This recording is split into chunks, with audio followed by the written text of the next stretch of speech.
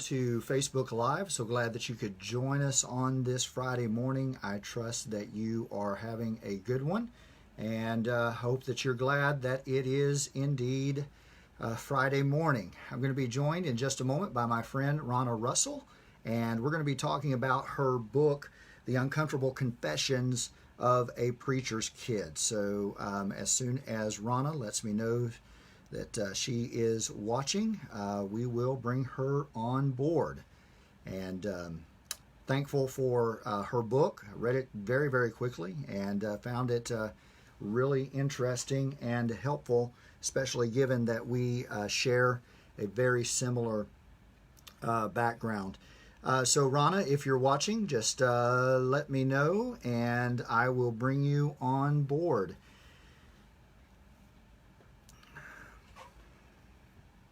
Appreciate all of you tuning in on this Friday morning.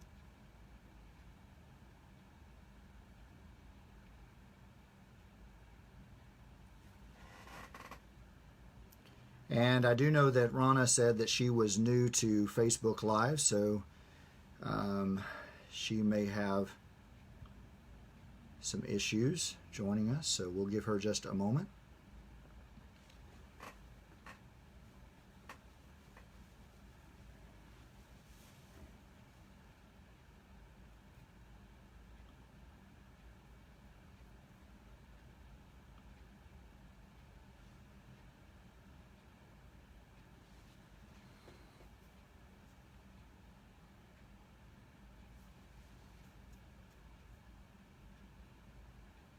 Thanks, Sarah. I appreciate that. All right, Ronna has joined us, so I'm going to bring her on board.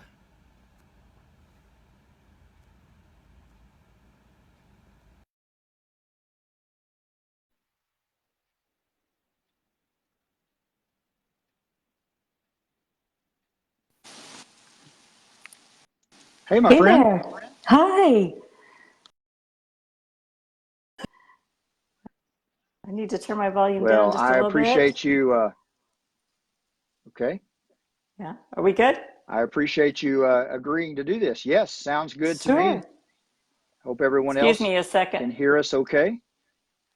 Okay.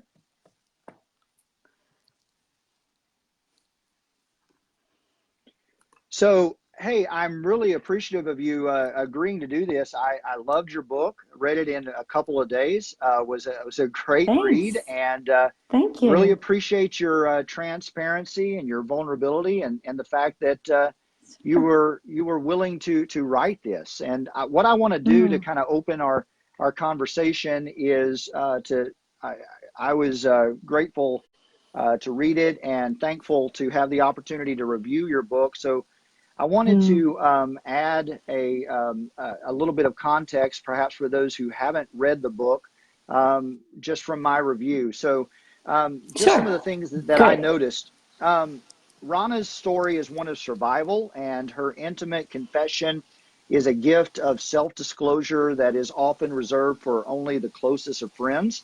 And in this way, Ronna befriends us all, and I really appreciate that. And I believe that your story is a testimony to the resilience of the human desires, even those of us who still hold dear the hope of the Christian faith, a faith that you seem, and I use the word seems because at the end of your book, I'm not sure where you're at as far as faith and spirituality. I can't wait to talk about that. Yeah, I look forward to it. But throughout your book, I find it interesting that you share a lot of the language of Pentecostalism, especially. You talk about dreams and intuitions. And I thought maybe that perhaps that's a residual enchantment of childhood, or perhaps some Freudian holdover from what you endured. But whatever the current status of your faith might be, it is clear that your soul occupies a much safer and freer space now that you've been liberated from an abusive and misguided belief system that kept you bound for so long. And perhaps your story will serve as a source of healing for others as well. So with that introduction, absolutely. With that introduction, welcome. Really Thank you. enjoyed the story. So, tell me, Yeah. in what way did the writing process, in what way was that helpful in processing all the events of your childhood and your young adult life? Okay. Oh, first of all, thanks so much for having me. I'm delighted to really so appreciate the help that you gave me along the way, the feedback that you gave me. Um, so I have some, Absolutely. the feedback just went away. That was good. Um, um, so I have a little bit of a lag, so I'm going to try to stay focused because I can hear my voice, and it's super distracting. So I'm sorry. let me just it's okay. I'm gonna deal with it. So the first question was, how did the writing process uh, help me heal? Is essentially what you're asking. Mm-hmm. Um, Yes. so it was post divorce. Um, I I had to come to grips. I came to be in the same place my mother found herself many years in the past, having a husband who came out in his 50s, and I'm sitting on my couch in my apartment. My family's in shambles, and I'm in shambles, and I had to figure out how I came to be in this place. And it was really distressing and confusing. And I started to write. I started to write stories from my childhood. I wasn't writing about my divorce or my ex-husband or anything like that at the time. It was stories straight from the Pentecostal church. And I would have an anxiety attack every time I posted a story on my blog. I would literally sit on my couch and shake. And and so that told me that this is what I needed to be doing, and that this was the path forward, and it was something I needed to explore, because I had spent decades pretending like the whole Pentecostal thing never happened and I was fine and I had found my way in the world, and none of that mattered, and it didn't affect me. And that's of course ridiculous, because you can't just leave your formative years behind when they were traumatic and pretend like they have no effect. That's not how it works. And so the process of writing those stories helped me find a place for them, and kind of sort them out, and gave me perspective. Um, I was able to see, like, oh, wow, it really was as bad as I remember. It really was a very strange way to grow up, and it really did do some damage. Um, and I'd never really wanted to admit that before. And so along the way, as I'm realizing these things and acknowledging the damage that those uh, is that past did, then people started encouraging me. People started reading my blog. I didn't think anyone would, but people were interested, and they were relating to the things that I had to say, and that was mind blowing to me. I had no idea that anyone would understand. So Now, that was. growing up, Mhm. yeah, I was just going to say, growing up, you had a lot of experiences that we share, because we come from a similar denominational background. Right. But obviously, and I want to talk about this and explore this in just a few moments.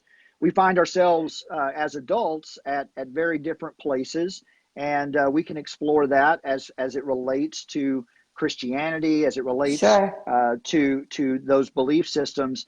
But do you think that growing up, part of what contributed to your trauma, was it a mix of an unhealthy religious system and the dysfunctional family, or was one side weighted more than the other?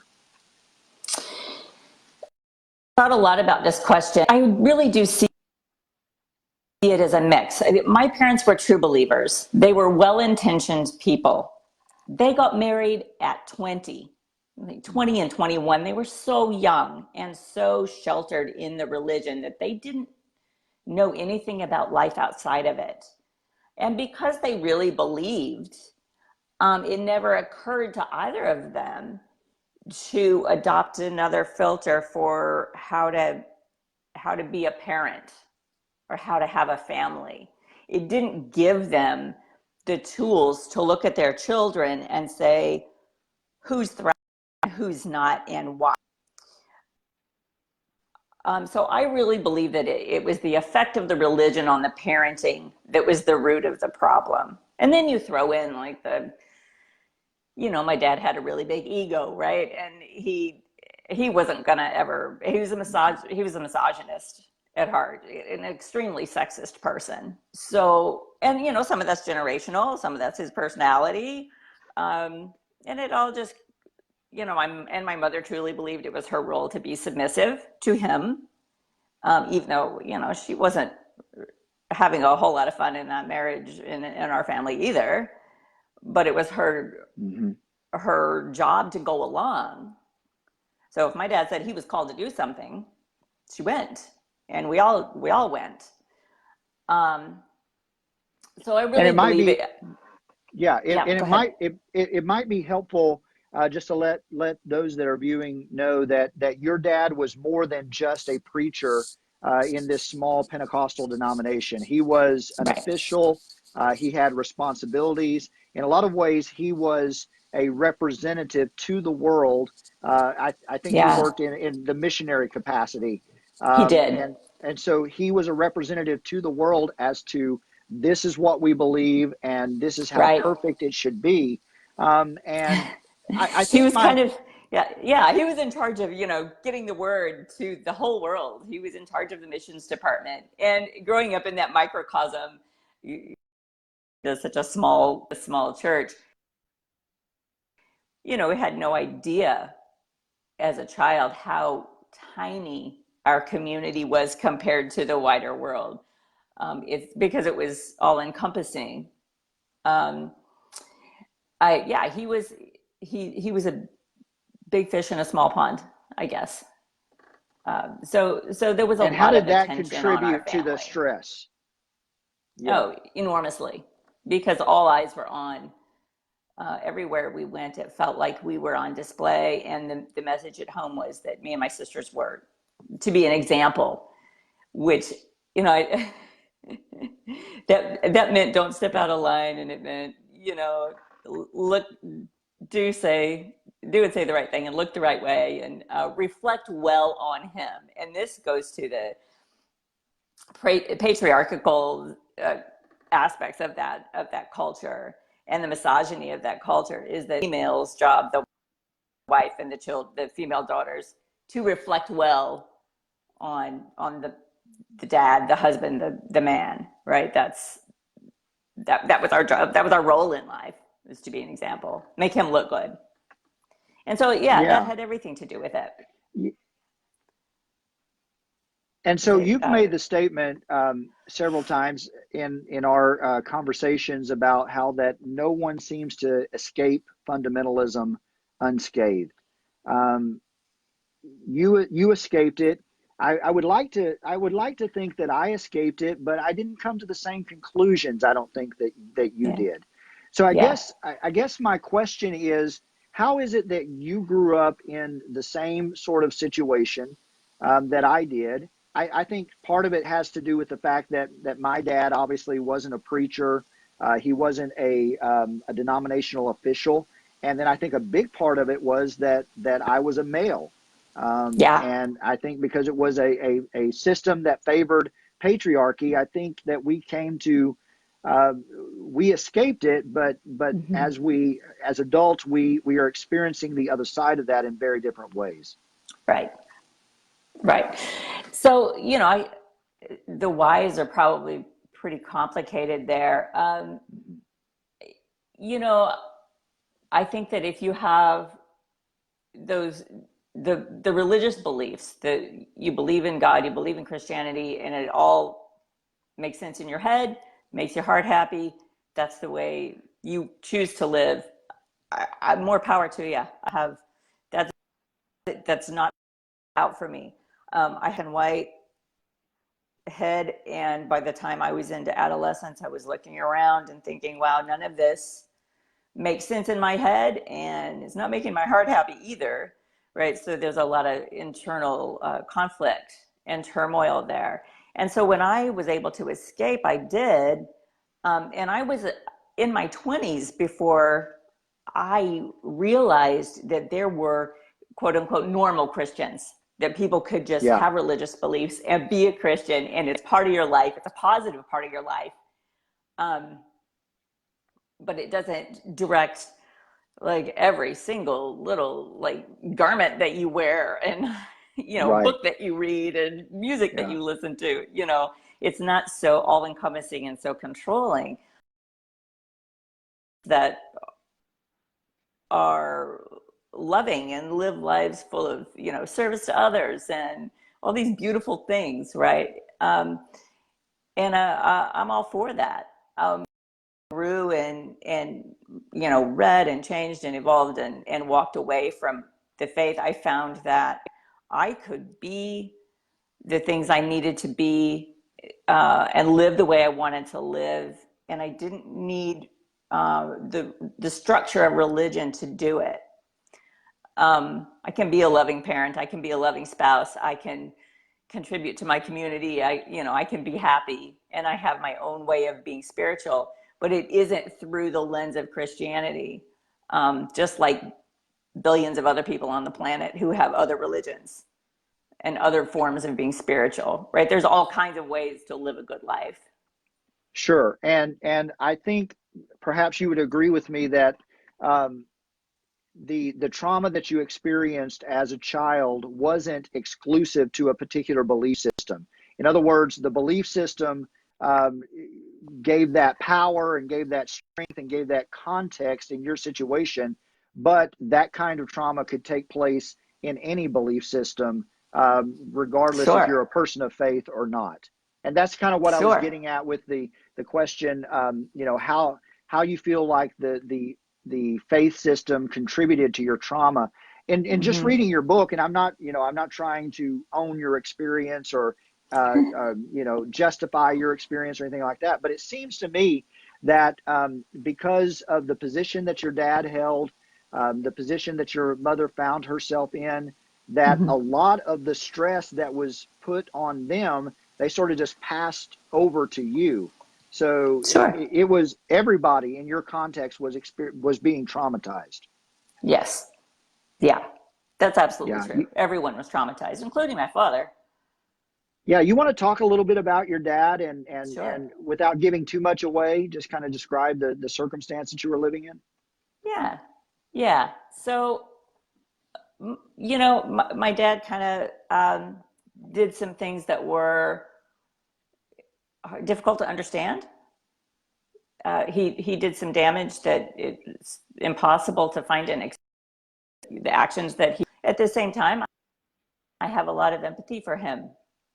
I wish he had had more time to come full circle to really accept who he needed to be and find a way to make amends with our family, including my mother. But he died before he was able to do that, and that's really sad.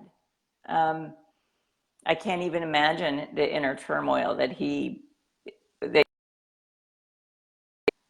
um, and then to die the way that he did. That's all pretty public knowledge. So, I Right.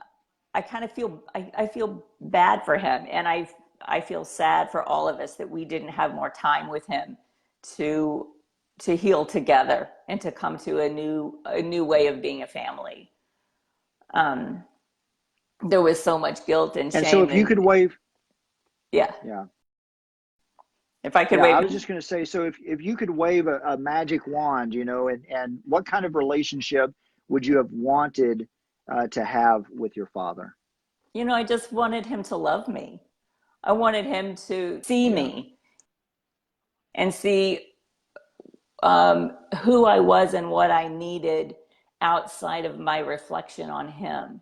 He would get so mad at me for for not reflecting well on him. If he could have Mm. at any point stepped out of that um, frame of mind and said, "Wait, this is my kid, and she's not okay. what does she need? What does she need from me? And what can I do differently to help her? That would have been amazing. He wasn't able to do that. But I see him, you know, we all come to the point in our adult lives where we see our parents just as people, right?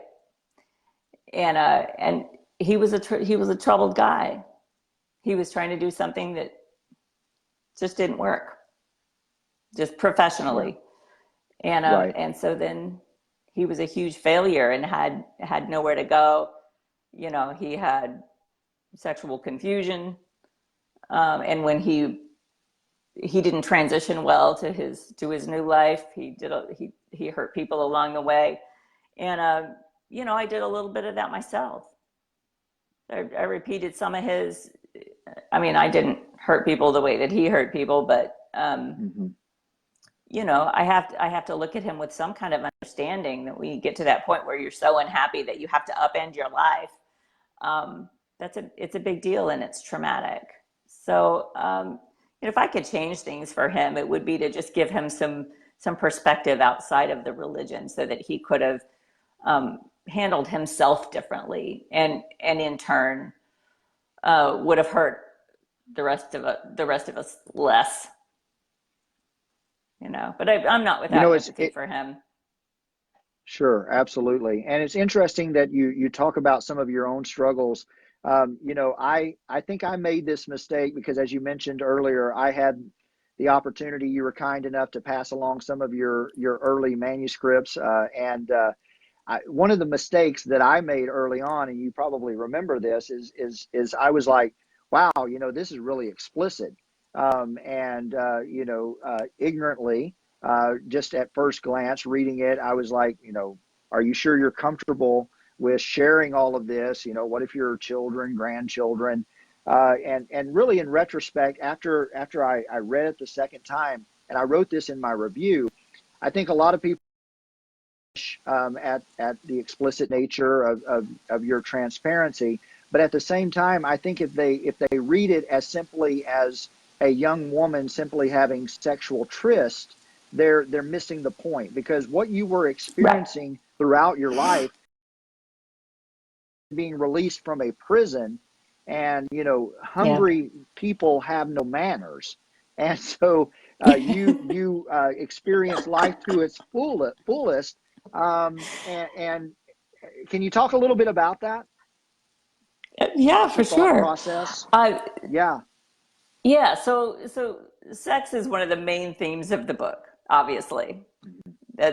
And so there's no way for sex to be a main theme of a story and not write about it.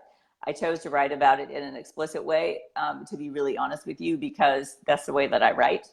I'm not interested in safe stories. I don't want to read them, and I don't want to tell them. I don't want to write them.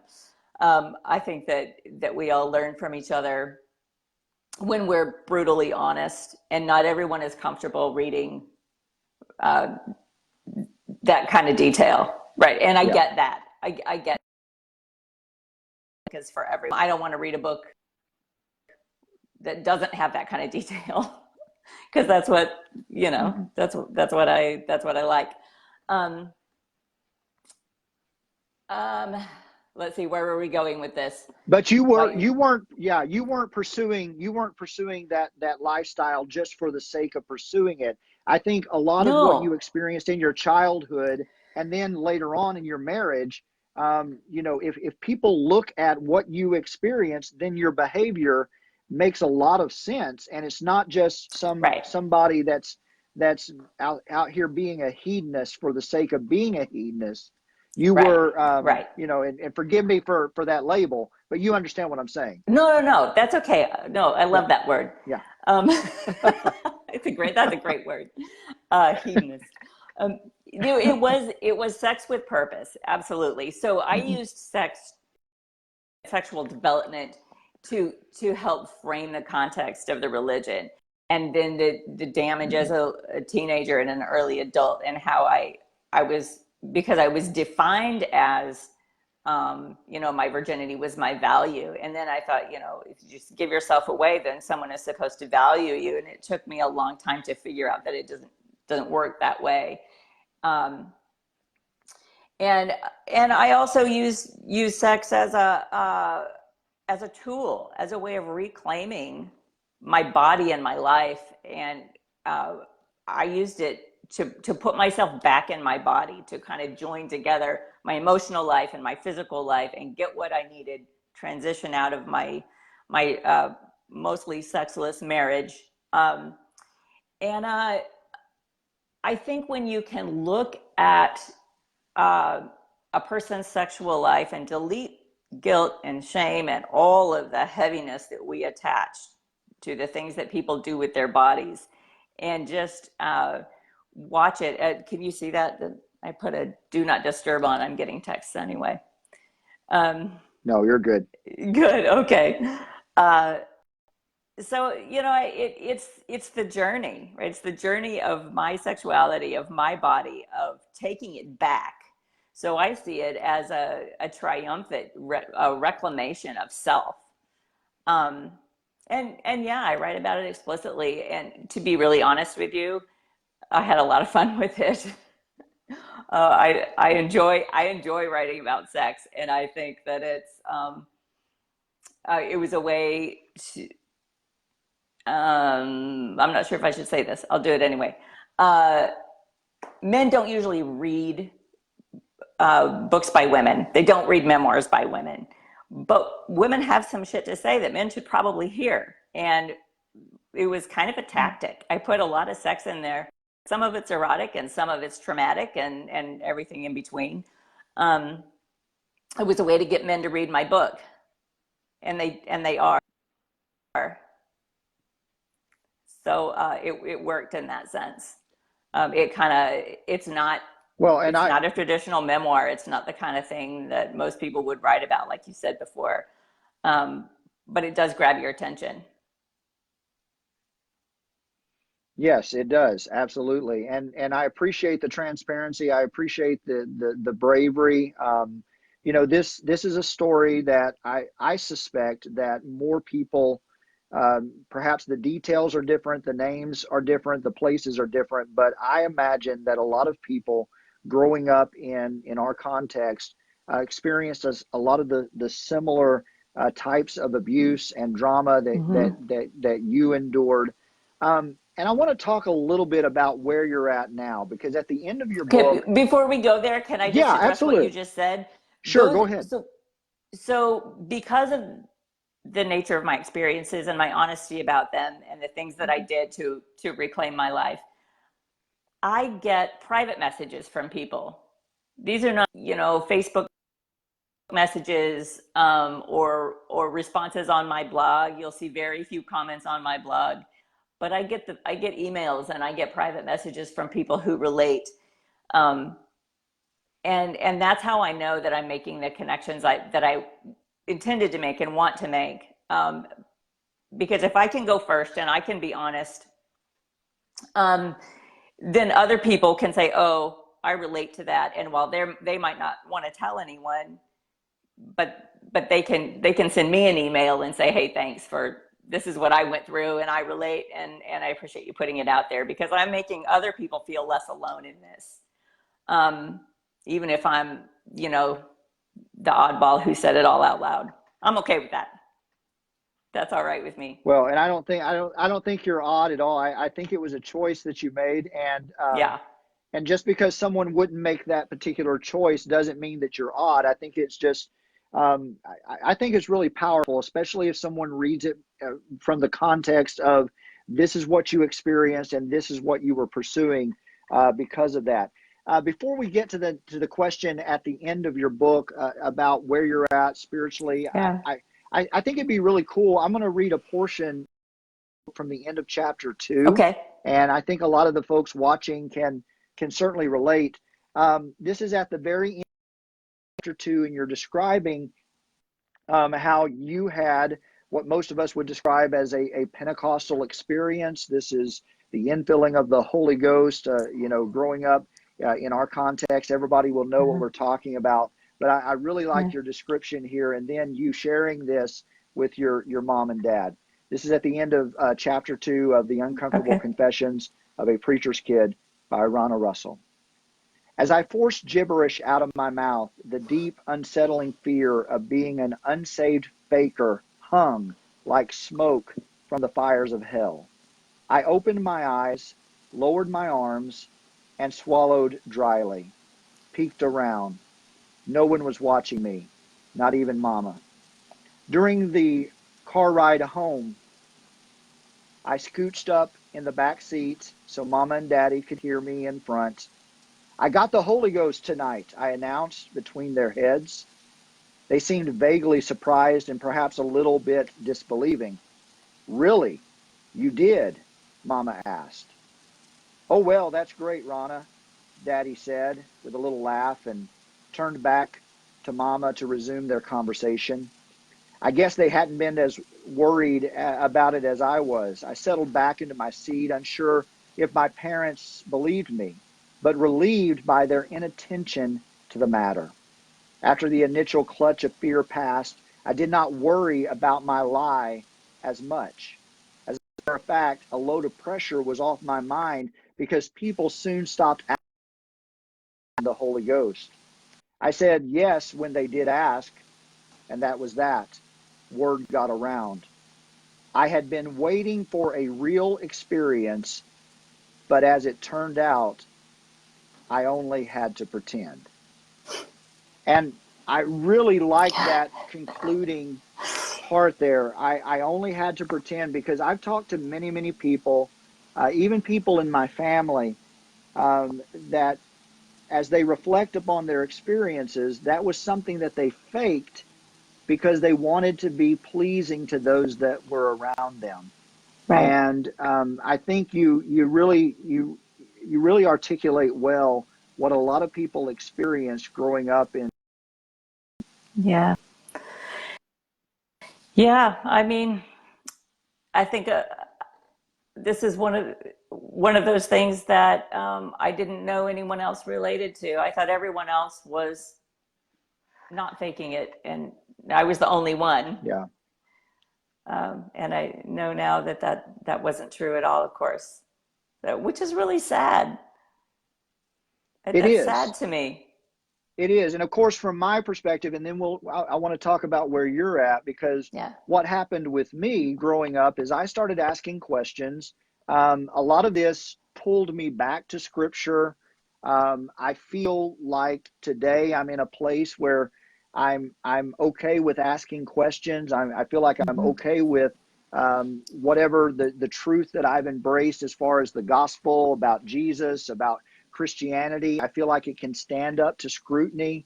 And I'm not in a place where I have to fake anymore, but at the same time, I really feel like my faith in Christ and what I believe about Scripture and what I believe about the church, even though it is dramatically different than the place I grew up in, I still feel like there's a foundation there. And when I Mm-hmm. read the end of your book, it really felt like this is open-ended. I'm not sure where your faith is. And you Yeah. don't have to disclose. I'm not trying to put you on the It's spot or okay. anything, but I thought that was a really, really cool way to end the book, Oh, thank you. and really resonates with a lot of people. Live in that place of not being certain. Uh-huh. And unfortunately, a lot of Christian denominations put forth this idea that if you're not certain, you're not saved. If you're not Right. certain, it's not real. And so Right. we have this unnatural need for certainty. And I don't Right. think that's what faith and Christianity is at all. Right. That's not what life is. Right. I, and I left it open ended on purpose because I'm not dead yet. Yeah. Uh, I, I fully intend to learn and change and grow and evolve until I drop dead someday. I, I'm not, I don't go to church. I don't espouse a particular religion. I don't mind that anyone else does. Some of my best friends are Christians. Mm-hmm. It's all good. I think like what you said about that demand for certainty, the Mm-hmm. unwavering faith. You can't ask questions. Those are huge red flags to me. Any atmosphere or group that is telling you that you can't question, that you have to distance yourself from inner wisdom and trust an outside source above what you know to be true in your heart, those are red flags. I think you should run. But like we said earlier, I think there's a lot of ways to be spiritual and a lot of ways to live a good life. It doesn't have to be Christianity. If Christianity works for you, and you're not using it as a weapon against other people, like the Pentecostal church tends to do, to oppress and control, then I'd see no harm in that. Where I am personally is in a place of openness. As long as no one's trying to give me a sales pitch, I can be around anyone. I don't judge other people's spiritual beliefs, as long as they're not weaponized. I think it's really important to understand. It's all a journey to self, right? You understand yourself. You understand what you need to thrive, and what speaks to your heart. And if anyone who's telling you to negate that is trying to control you, trying to manipulate you, and those are the things that are worrisome. But if you're in a place of seeking connection with other people, with your community, you're putting whatever that looks like, without the need for certainty, without the need to put other people into boxes of judgment, then that's a positive direction. And we all get to decide what that means for ourselves. I mean, my Yes, and husband's a I Christian. certainly appreciate. Yeah, I remember you writing a blog post recently, or maybe it's been a few Mm-hmm. months, that you actually you gave it the old college try and visited I his church. did. I It did. didn't turn out too well, but I really You know appreciate that what? effort. That says a lot of you. But thank you. Yeah. It was me. Like the people were so kind. There wasn't anything going on there that I could point to and say, oh, this is bad. It wasn't bad. It's my own history of trauma, of being in that atmosphere. This, I'd rather go for a walk in the woods and meet God there than on a pew. It's really that simple. You can meet God wherever you choose to meet God. For me, And it's not I inside a church. absolutely appreciate that. And I appreciate that perspective. And, that's where, we talked about it at the beginning of our interview, how we both started in different places. But I think because of the uniqueness of what you experienced, which is just as Excuse me. much as part of a journey. Yeah. Just as much a part of a journey Sorry, I as need to plug the in. journey that I've experienced and what I've gone through. No problem. Mm-hmm. Okay, That's go for something it. that all of us experience, and that's something that we all have to come to grips with, is where we're Right. at based Right. upon our history, our Mm-hmm. personal experiences, and everything that we've had to endure. For me, I ended up landing at a place where absolutely my faith is in Christ. I believe that if Mm-hmm. you look at Jesus and the way that he conducted his business while he was here on Yep. earth, he spent a lot of time asking questions. He spent a Yeah. lot of time embracing people that were marginalized and that were on the Right. outside. He didn't have Right. much to do with the religious structure of the day. And so I think Right. that speaks to us in a very, very powerful way. Thank you for writing your book, and I encourage folks to read Sure. it. Thank And you. after we finish, I'll certainly put a link in the down below in the comments so people can access it. What do you hope that people take away from your book? What are some of the lessons that you'd like for them to learn? There are several. Uh, One thing is to don't allow yourself to be manipulated and controlled. Um, get the help that you need to work that out. And don't be afraid to ask for help. if you've been in that place. And I also wanted to hold a mirror up to the judgment that we offer each other when it comes to sex and to the way that other people work out uh, their lives and their trauma. It's really easy to compartmentalize people.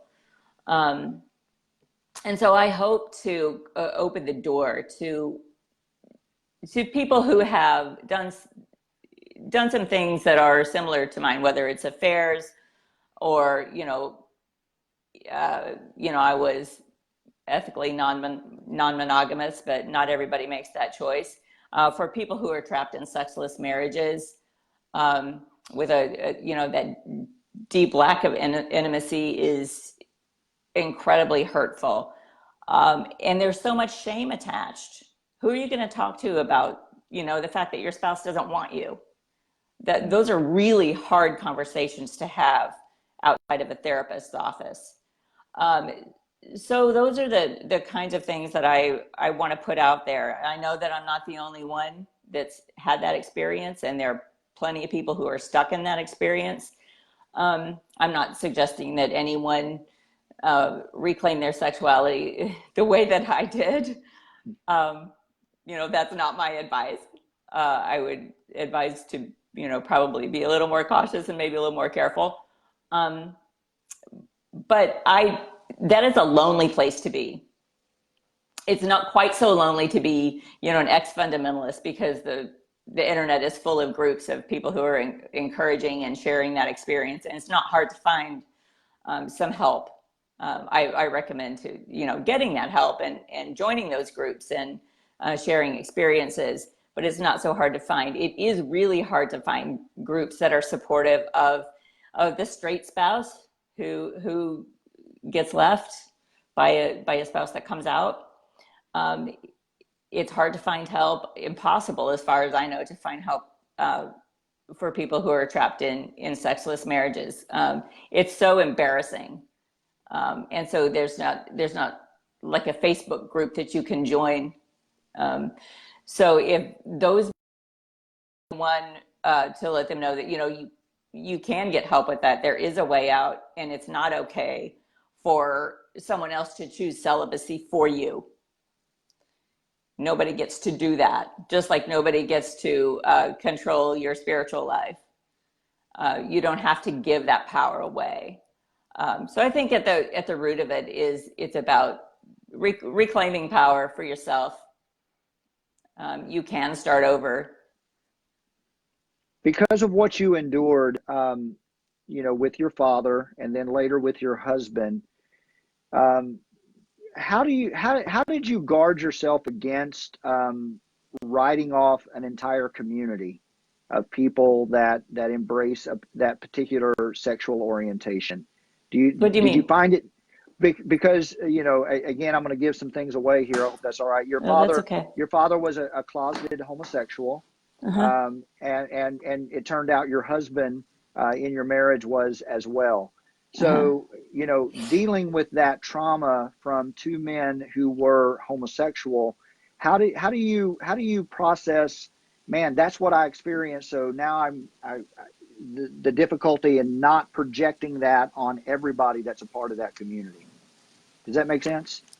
No, I don't make that connection at Okay. all. I mean, I was just wondering how you avoided that. I never had to avoid it. That was never a thing for me at all. Good. People are gay. Yeah. I mean, I have a lot of empathy for anyone who doesn't figure that out about themselves until they're in their 50s. That's painful. I don't have any problem with gay people. I don't want to say a whole lot about my former marriage, but the homosexuality wasn't as much of an issue as the lies. It was the deception around sexuality and some other things that caused the pain. For anyone who feels like they can't be who they are, that's tragically sad.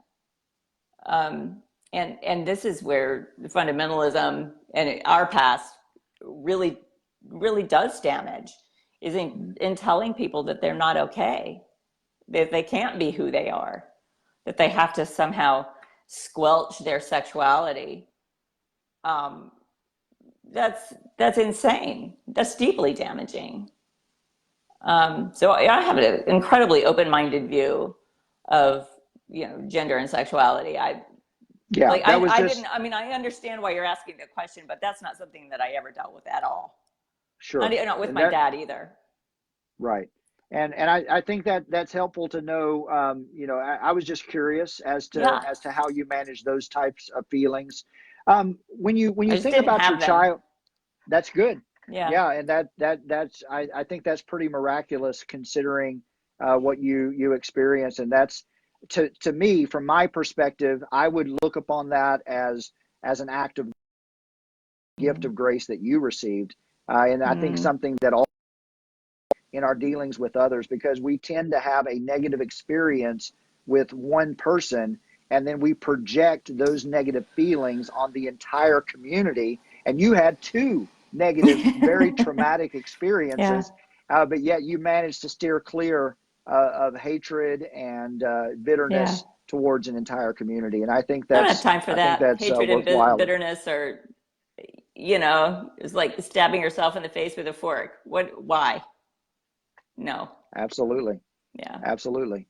So when you reflect on your childhood, is there anything that you miss about the Pentecostal experience? Anything that aside from the trauma, that you go, man, because there are a lot of sweet moments in your book, in my opinion. Yeah. And Thank you. as I've grown into an adult, and part of my continuing studies is I'm continuing to look back and reflect on my religious heritage, and I'm doing a lot of in my PhD studies, looking at a lot of what happened and how Pentecostalism became such a force in North America and Mm-hmm. globally.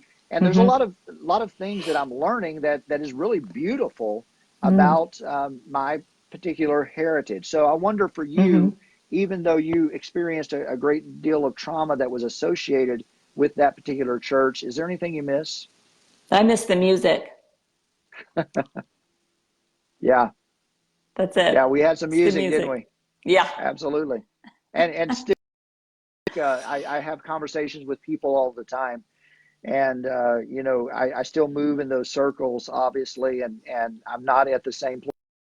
And people ask me, well, who's making a difference in the world today? And I point to the worship style of Pentecostalism, and I think arguably that Hillsong they're the most influential Pentecostals in the world right now because of their music and the worship styles. And if you look in every denomination, you look at worship music really making a difference in every church and even outside the church. So I think of all the Well, things you could music, miss, not just that's a listening to powerful music, thing. but yeah, it's such a powerful thing to sing along.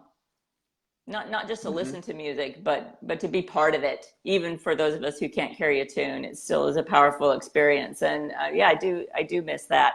A few years, a lot of years, I was uh, uh, in Chicago with my oldest son, who was a teenager at the time, and we went to the gospel brunch at the House of Blues in downtown Chicago, and they started with this old Andre Crouch song, "Can't Nobody Do Me Like Yeah, Jesus." And I, there you go. Yeah. oh, this is my husband on Facebook Live. Hey, Yeah. how are you? Apparently he It's a came home for pleasure. lunch. Um, and so I started singing along with this song, and my son was looking at me like he had never seen me before in his life. Like, who are you? And how do you know this tune? It was hilarious and very much fun to hear that music again. Well, my guess is that there's lots of women that have experienced something similar to you, and probably some men as well. Yeah. What would you want those men and women to know, and what would you want to say to encourage them? You're not alone. There are so many people that have experienced the trauma, have had to work their way out of the fear. It really does induce, anxiety, depression, and sometimes even PTSD, it's you're not alone. Get the help that you need, and don't be afraid to seek it out.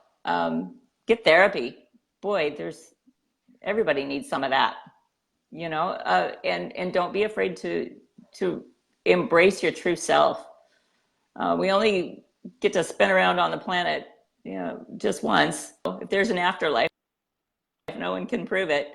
So I think make the most of the days that you have here. Seek the connections and show the love and reach out, as opposed to putting people into boxes and sitting back and judging them for not seeing the world the way that you do. I think open your heart. Absolutely. That's all. I don't think that we're actually too far apart in how we see the world. Probably not, and I think that's beautiful, and I really want to encourage people to read your book, and even if they're at different conclusions about Christianity and about faith and even about Pentecostalism, and I would certainly put myself in that category, but I thoroughly enjoyed your book, and I really think Thank you. It is. I think it's so important that people read it. Because even though it may have not been your experience, there are lots of people who did have that experience, and it's important to be aware of what's happening in the hearts and lives and minds of those that are around you, and to express empathy, to be able to understand, right? And I think a lot of people get sympathy and empathy confused, and a lot of people have sympathy, which is kind of like walking by the room and looking in and saying, "Oh, I hope you're okay."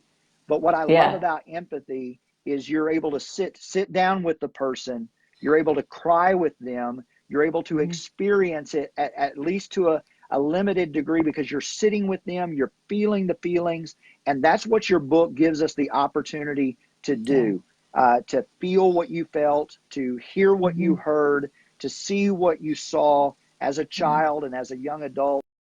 That way, and that's one of the reasons that I really love Jesus, is because he wasn't just God up here away from everybody, but he became human, and he walked out our experiences in empathy, and that's what your book gives us the opportunity to do. So thank you for doing that. Oh, thank you so much.